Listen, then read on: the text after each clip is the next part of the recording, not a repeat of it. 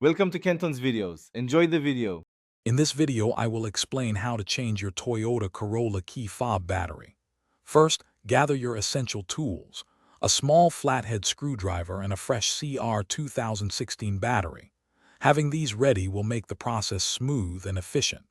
Ensure you have a clean, well-lit area to work in, as the components are small. This simple task typically takes less than 5 minutes to complete, saving you a trip to the dealership. Now let's open the key fob. Look for a small notch, usually on the side of the fob where the two halves meet. Insert your small flathead screwdriver into this notch. Apply gentle pressure and carefully twist the screwdriver. This action will help separate the two halves of the key fob casing without causing damage. Take your time to avoid scratching the plastic. With the key fob open, you'll see the old battery.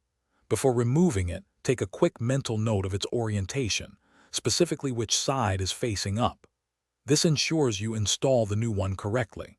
Use your small flathead screwdriver to gently pry out the old CR 2016 battery.